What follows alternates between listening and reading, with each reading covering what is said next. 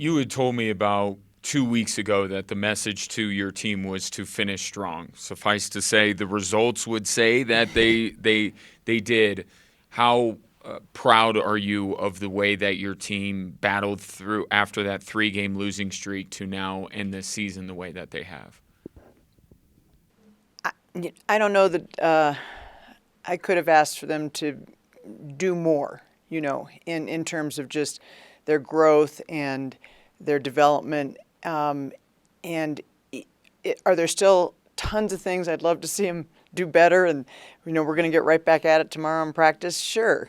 But they have covered so much ground in such a short amount of time that I just think they're an amazing group of young people. I don't know that it's so much as something that I say, oh gosh, I'm so proud. I think it's more just they're special. They really are special to come that far in such a short amount of time. What is one of those team-specific things that you would like to see maybe them take a notch up going into Vegas? They still need to improve their team defense. They work so hard, and in a lot of ways, they might be as hard of a working team as I've ever coached, and so that bails them out. It's all those little extra efforts bails them out of situations or compensates a lot of times for mistakes.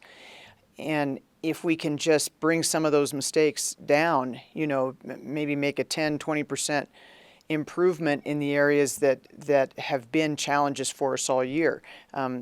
Things like fouling too much and things like rebounding. and if we can just take a few more strides in those key areas, and you combine that with all the good things that's going on in their game right now, we could have a nice tournament run. And I don't think I'm being too presumptuous in saying that Fresno State will be your first opponent.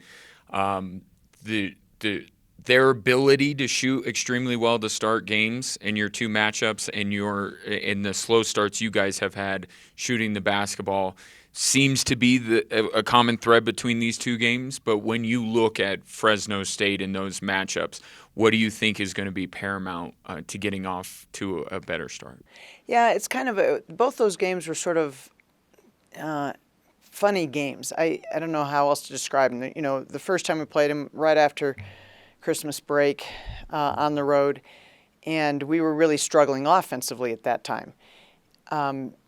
And just because that's where we were in December, And then the second time we played them, it was one of those Wednesday night, hello, come on, let's go everybody type of games. And I just felt, once again, we got out to a slow start, that sort of thing. They definitely have strengths that challenge us. They're long, they're big, they have, they rebound really well. So they have some strengths that challenge us. I have to think though that I think it's really hard to beat anybody 3 times. And so I feel like, the odds are with us a little bit. Coach, when we talked at the beginning of the season, you said this program was the best spot that it's ever been with young talent. Do you feel like Keely, Perry, and a lot of these young players have developed tremendously as the season went along, and that's shown the last 3 games? They surprised me when the year started. I thought they were ahead of themselves, and now, just to make the kind of progress, I suppose I shouldn't be surprised anymore. When I look at people like Jaden McNabb and Alexis Cortez and Keely O'Halloran, Keely battled through some tough games, and it's rare for freshmen to be able to climb out of that and get right back to what she does best. And those guys have just been really solid, and Jordan Devon's come on and given us some very nice minutes.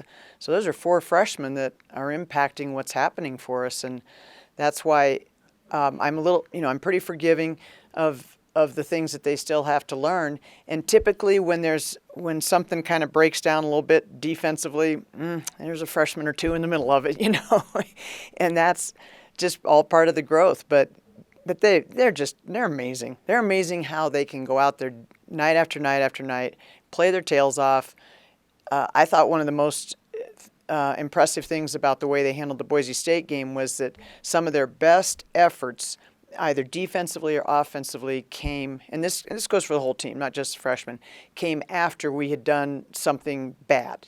Maybe done something poorly on offense or done something poorly on defense, and then boom, next play. In fact, I even remember turning around to the staff on the bench after Keeley had pulled off on ball side, something that we stress every now and then, quite often. He pulled off of a shooter on ball side, and the kid buried a three. So we came back down the floor, and I turned to my staff. I said, she better get it back. Darned if she didn't hit a three, like literally 3 seconds after I said it. So that's their nature. They're very resilient. They stay with stuff, and they're just a blast to coach. And I want to talk about Perry a little bit. All-time single-season scoring leader in Air Force history. How has she developed this season? Last year, I believe she came off the bench, but how have you seen her grow and progress as the season's going along? The most impressive thing about how Milani Perry has handled the year is that we made her play the point guard position. And while we don't play a classic point guard type of system, she has willingly just taken on whatever she thinks the team needs. I try to, in some ways to take the load off of her, but it's almost like she goes and invites it. It's like she want even the other day I thought we made a classic inexperienced team mistake against Boise where we got into that fourth quarter, and while we had been playing 3 quarters just doing everything, just playing our game on offense and everybody being willing to shoot the ball and everybody just moving and looking for the best shot, we got into that fourth quarter and we got tight when they started making the run, and all of a sudden, instead of just having a good shot, we wanted to have a perfect shot. And that's a lesson for a young team to learn, and that just keep doing what you were doing. Don't change anything. But it was Milani that said, well, clearly, we're all struggling a little bit, so I need to step up, and she was the one. And she made those last 4 points even after missing 3 shots prior to that. So she definitely defines a lot of what makes this team go. Coach, you kind of alluded to the fact that you really enjoy coaching this team, but at this time of the year, eventually it comes to an end. Have you thought about it all, just how bittersweet that part is? Well, sure. Every season is hard because, and I think particularly this is true at the academy. We're so different every year.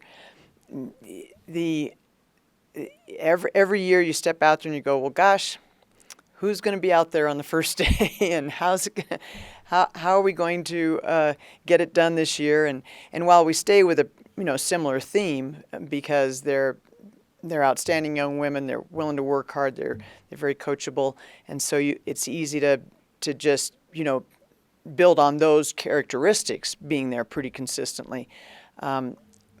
But you always grieve a little bit about the past team because it'll never be the same. There'll never be another team quite like that particular team, and that's going to be the way it is next year. But it's also really fun to think about how many of those players are going to be back and how much they're likely to improve, much like Milani has done, Madison Smith has done, and you just think about the growth that's in front of them, and it's pretty exciting to think.